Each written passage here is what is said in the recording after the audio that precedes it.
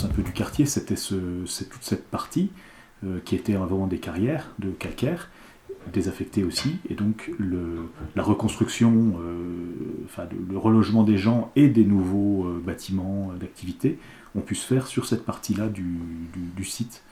Et aussi la forme de la parcelle. Beaucoup de parcelles qui ont été faites sont des parcelles rectangulaires assez banales ou conventionnelles. On a eu la chance d'avoir à faire un projet sur une parcelle un peu différente, et c'est toujours essayer de trouver les singularités d'un endroit pour faire des singularités de l'architecture.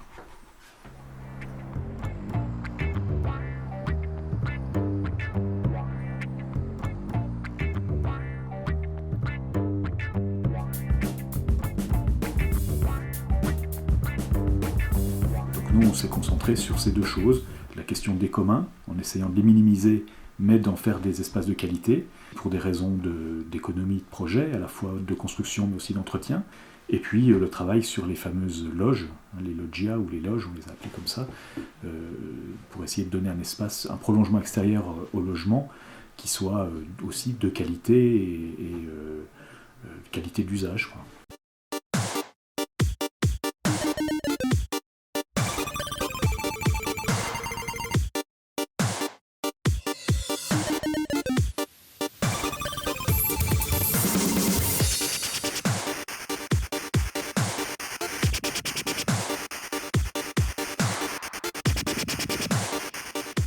Ce sur quoi on est attaché avec Nicolas, c'est de faire des bâtiments relativement simples, en termes de construction, mais aussi en termes de composition spatiale et architecturale.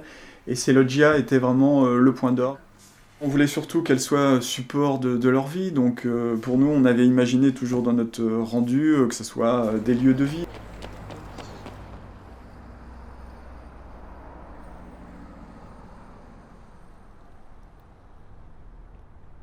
Ces espaces, si on voulait qu'ils soient abrités, qu'ils soient support d'accroches diverses, c'est pour ça qu'on a prévu même des parois à certains endroits, mais aussi pourquoi pas monter son vélo.